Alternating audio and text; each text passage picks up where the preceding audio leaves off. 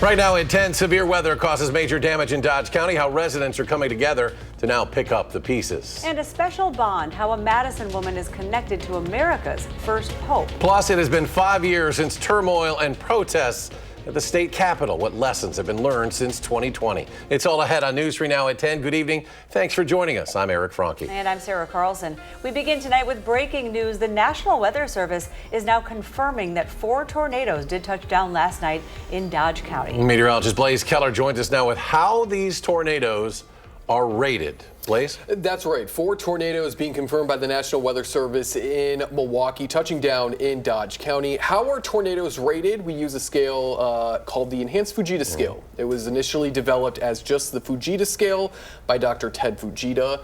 So growing up, we probably heard of F5 right. F1 tornado. That changed in the late 2000s when we looked at, are we rating tornadoes correctly? So now we use EF, the Enhanced Fujita scale. We tweak some of the wind criteria based on the damage. So it's all based on the damage in the aftermath of a tornado. So as a tornado's on the ground, we won't know until the damage surveyors go out there, which is why today we had to wait. And a big shout out to the National Weather Service for getting out there, for conducting these surveys so quickly and really using their skills as well. So here's a look at those ratings and kind of where they touch down across Dodge County. EF1 outside of Juneau, EF2 in the east side of Juneau, moving to the east of Horicon, Mayville, EF2 tornado with peak winds at 120 miles per hour. And then Lomira was a brief touchdown of an EF1 tornado. So here is that rating scale. At 95 miles per hour, that's about midway in between the EF1 rating of 86 to 110 miles per hour. And with those max winds at 120 miles per hour with those 2 EF2 tornadoes, that's also midway between the 111 miles per hour minimum to 135 mile per hour maximum of an EF2 tornado. So this is the new scale that we've been using to assess tornado damage since the late 2000s. Now, the total number of tornadoes from yesterday's event across Wisconsin is somewhere near about 10, because there was about 5 tornadoes in northern Wisconsin, and then we have our 4 here. And the National Weather Service is going to continue to do survey across southern Wisconsin. They did mention Sauk County. They could be going out there this weekend as well, so that number could change. So stay with News 3 Now. We'll keep you updated.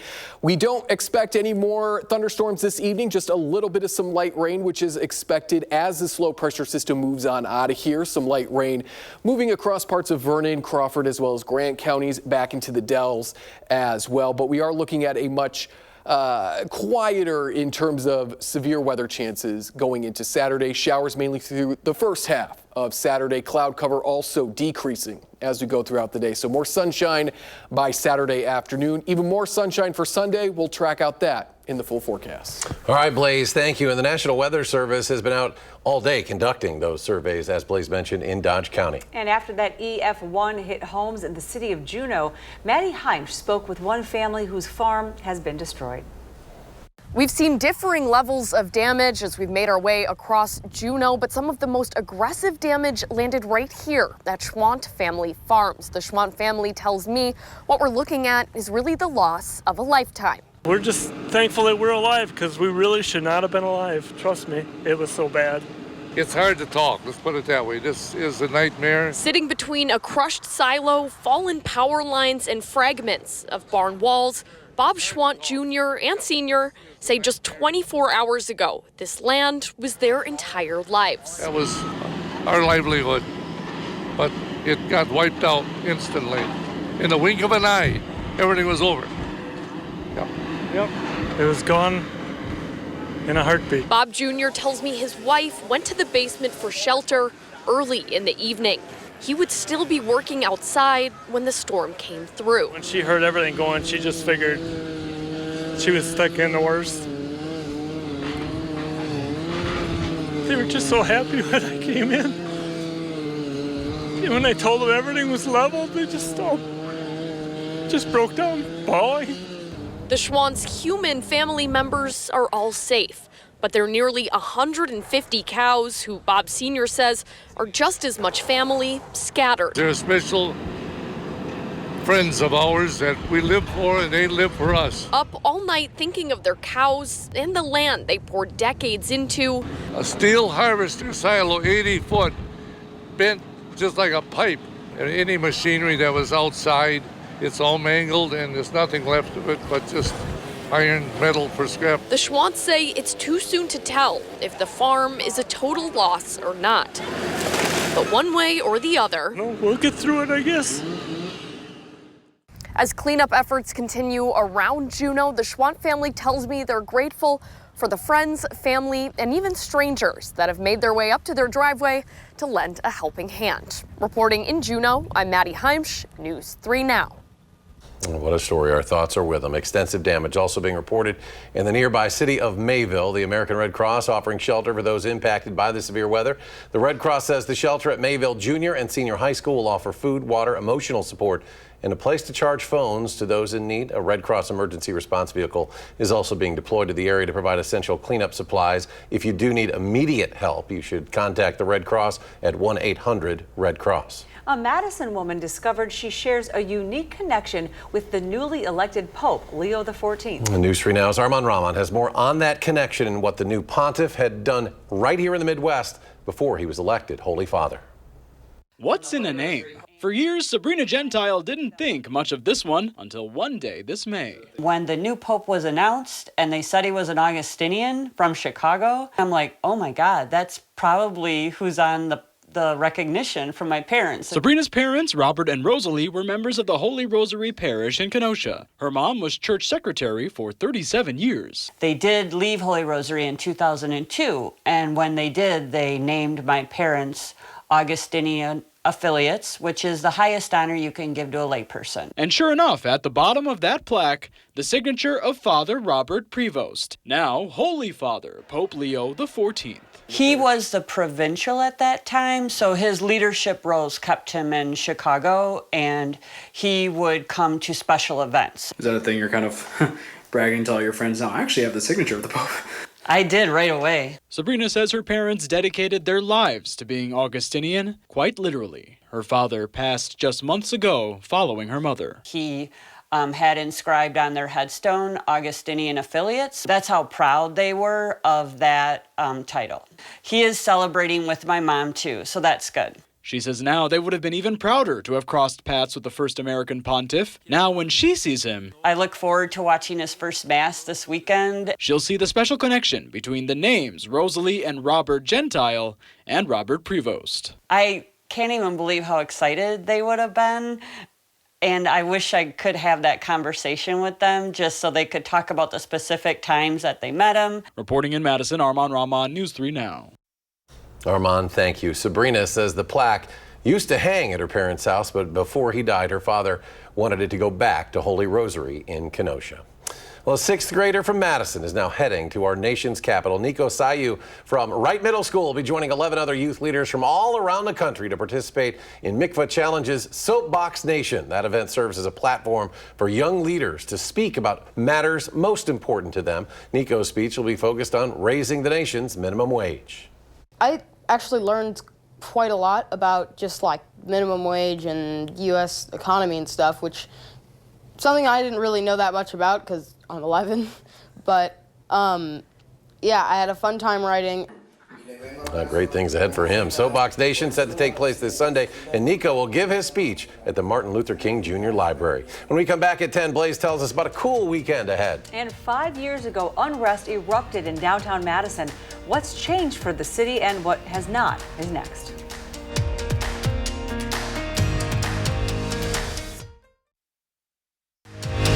You're watching News 3 Now at 10. Some breaking news tonight. There's a heavy first responder presence on Lake Monona as a water rescue operation is underway right now. Armand Rahman is live now at Olin Park, and he joins us with more details. Armand? Yeah, that's right, Eric and Sarah. I'm here at the boat launch of Olin Park, just right off of John Nolan Drive. We did receive reports of a heavy law enforcement presence here. Right now, it seems to have died down a little bit. I've seen a Madison police squad car, at least one of those, a couple of unmarked squad cars, representatives from the Dane County Sheriff's Office, as well as the Shorewood Hills Police Department. All that we really know so far from police is that this involves a sailboat and a kayak somewhere in the middle of Lake Monona. They are performing some type of water rescue, but again, right now we do not know how many people might be being rescued or their conditions at this time. Again, that call came in around 8:03 here to Olin. Boat launch here. They say there's some kind of water operation going on in the middle of Lake Monona. I did see a drone deployed here earlier to get an overhead look of the scene. Continue to follow News 3 Now and channel3000.com for the latest as this situation continues to develop. We're now reporting in downtown Madison. Armand Rahman, News 3 Now. Armand, thank you. Well, this month marks 5 years since unrest hit downtown Madison. And since then, experts and the community have examined those clashes and confrontations to learn from them. It forced Madison police to take a hard look at itself. News 3 Now's Chris Stanford shows us what's changed since the late spring of 2020. George Floyd's death in Minneapolis was a spark that ignited pent-up racial tensions and anger toward police officers. On May 30th, 2020, it arrived on Madison State Street. I can't breathe! I can't breathe! Rioters smashed storefronts, clashed with officers, and set a squad car on fire. It was driven down from State Street into this intersection by someone while the vehicle was on fire. Let's push in. Let's give a closer look. You're gonna hear occasionally some bullets ignite. You're gonna hear different kind of. There's a little flash right there. It was 5 years ago, right at this very site. I watched for about 20 minutes as that police SUV burned without a police officer or firefighter in sight. It was mayhem. Acting Madison Police Chief John Patterson watched it all from the command center. I mean, we're standing here on Doty where Defund the Police was painted on the street. I mean, when you look back at that time, what sticks out to you? That was one of the most profound periods of time, and the most profound period of time in my entire career. And I think what stands out the most is a lot of emotion on all sides of many topics. Many criticized MPD's response, especially the use of tear gas and other chemical munitions. Protest organizers, Freedom Inc. and Urban Triage did not respond to our request for an interview or a statement. After the initial chaos died down, Patterson, a 27-year veteran on the force, went to his old post on the south side. I was looking for like a mental reset, and I saw a few young people that I had seen before as captain, and I got a response from them that I didn't think I'd get. And what'd they do? I got flipped off, and yeah, that was a tough moment. The protests continued, at times peaceful, but statues at the Capitol were toppled and the city-county building was firebombed. After all the chaos, what's changed? And what did Madison police learn? It turns out there's a long list. I think what each of the departments did was they were really willing to listen. John Holloway is the executive director of the Quattrone Center for the Fair Administration of Justice. His group facilitated a thorough review of the police response, utilizing feedback from community organizers, protesters, and law enforcement. I think it was really important that the community participate in this process and that they believe in the transparency of the process. When the thing causing the protest is a lack of trust, it's really important not to have that lack of trust percolate through this review and have people think we're just whitewashing over it. The report included 69 recommendations. They mainly focus on improving communications and trust within the community, event planning and de-escalation tactics, and policy and training enhancements. MPD has fully addressed nearly all recommendations. Some are in progress. One, though, that has not been addressed, officer-worn body cameras for crowd events. That has not happened. The City Council approved a 90-day pilot program, but has not approved full funding. It was a learning process on both sides, and it was challenging, and it, frankly, probably took us longer to perfect the response that we ultimately, arrived to, but it was a growth period for sure. Moving forward, Patterson wants to continue with the progress they've made with the community. Demonstrating legitimacy and trust for the community has to be something we commit to daily, and I don't see that ever changing for as long as policing is around. And that was Chris Stanford reporting. Thank you. The local police union declined an on-camera interview but gave us this statement. The isolation and criticism faced by the police officers in the time immediately following the death of George Floyd was a very difficult and distressing time for our officers. We hope, as tensions have subsided, our leaders, fellow practitioners, and community members will take an active role in making us feel welcome as partners in solutions to the many challenges our community faces. A cool weekend is ahead for southern Wisconsin. And we have meteorologist Blaze Keller here with the full forecast. That's right. We just watched as a cold front moved through this evening, sparking yet again another round of severe thunderstorms with wind and hail this afternoon. Behind it, breezy conditions and cooler temperatures for not only your Friday night, but also into Saturday as well. Upper 40s, maybe a few low 50s this evening, mostly cloudy. Winds are going to be out of the northwest, sometimes gusting upwards of 20 miles per hour as this strong low pressure system moves its way out of the Midwest. We're looking at sunnier conditions, especially by Sunday, and then Monday through Wednesday of next week, we're going to welcome back some rain chances. So if you're heading out to the Sit-in Dubai Festival in Stoughton, know that you might want to take that umbrella if you're heading out there earlier on Saturday. Also, you might want a jacket too. We'll hang out in the low 60s, but mid 60s by Sunday, and those winds will be dying down as well. Let's take a look at future track as we go throughout your Saturday, especially during the morning hours further to the north. You're going to have a better chance for a light to moderate shower as we go, especially into those morning hours on Saturday. Beginning in the late morning through the early afternoon, and if we can do it sooner rather than later, we're going to warm up faster, but the clouds are going to start to thin and clear on out of here from north to south as we go throughout your Saturday. So if we get that clearing to happen sooner by the late morning, we might be able to climb into the mid 60s on Saturday and then warmer into Sunday. Big picture, again, that strong low pressure system that brought us the severe weather yesterday is exiting the Midwest. So those showers are going to continue overnight. Sunday, a high pressure system begins to move on in. That's going to help clear out the cloud cover and kill our winds, at least make them less breezy as we go into your Sunday afternoon. That is going to be another strong high pressure system and keep a lot of this rain off to our south as we go throughout Monday. But overnight Monday into Tuesday, some of that rain makes it out of parts of Minnesota, Iowa, as well as northern Illinois into central and southern Wisconsin. So we're going to see that uptick in rain chances as we go Monday night into Tuesday. That'll stick around Tuesday night, wrapping up as we go into Wednesday. Based on our temperatures, it doesn't look like we should expect any severe weather Tuesday, hanging out in the low 50s. Of course, if that changes, we'll let you know. But we'll be in the low 50s Tuesday, mid to upper 50s. On Wednesday, we say goodbye to the rain, and that means our temperatures warm on up. Thursday through that following weekend, we're going to be climbing into the 60s and then 70s with plenty of sunshine by next weekend. So we can open up the windows tonight then. If you don't want to get some rain, yeah, but definitely let in some of that fresh air, especially Sunday. That'll really kind of help, I think, everything out. Just kind of get a nice little breath of fresh air. All right, yeah. Blaze, thank you. We talked the other night about, hey, the Brewers scored a bunch of runs. They finally scored.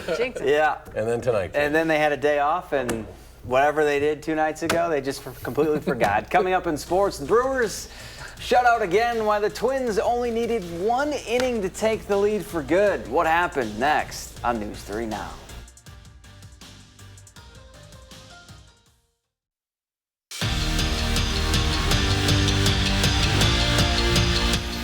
It was easy to see that the Packers defense was much better under Jeff Hashley's system. They forced turnovers, were physical, and in the DC's words, got better as the season went on. Now the challenge for year 2, well, do it again, but do it better. And after reflecting on his first year in Green Bay, Hafley knows his unit has to do 2 things to be successful: evolve and be consistent. We need to evolve. We can't just do the same thing, say, here's the playbook, this is what we're running. No, we're a different team. It's a different year. Offenses are going to evolve. We have to evolve. I would say I would like us to be more consistent, okay? There's a lot of things we did do well, but I think the consistency needs to improve. But to me, it's how fast can we get to where we finish the season and then build from there and evolve. Brewers back after a day off hosting the Twins on Star Wars night, and the force was not with the crew. First inning, Ty France ropes one into right to start the scoring. Twins scored twice in the frame. Brewers fall 3-0. Third time in their last 4 games. They've been shut out. Whitewater softball continued their winning ways in their regional tournament. The Warhawks won in a walk-off fashion to advance to Saturday's regional championship game. And Warhawk baseball got off to a good start in their regional tournament. Whitewater knocked off Adrian College 8-6 to move on in the winner's bracket. They'll face Wash U tomorrow at 1:30, with the winner advancing to the regional championship.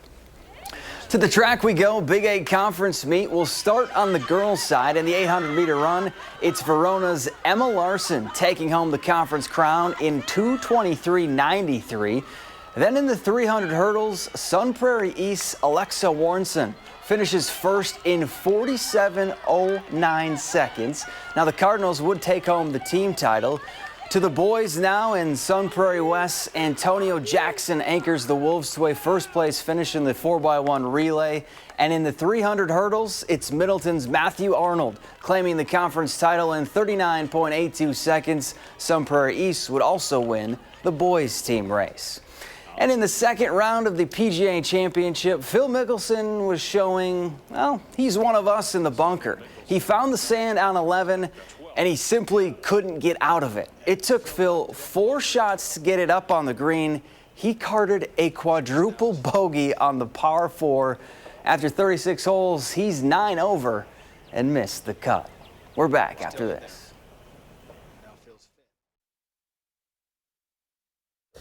And finally tonight, babies are born at the hospital all the time. We know that, but look at this. They are not often born outside the walls. This is so sweet. Providence Hospital in Anchorage, Alaska. One mama moose decided she wanted to have a more stereotypical human birth experience. So look where she is. Witnesses say she gave birth right there yesterday morning. Sarah, you should go up and try to pet the baby and see what might. No, I'm kidding. Dozens of people watched the pair from a safe distance from inside the hospital because she will defend that little one. Fish and Game officials say it is common for moose to revisit past birth sites.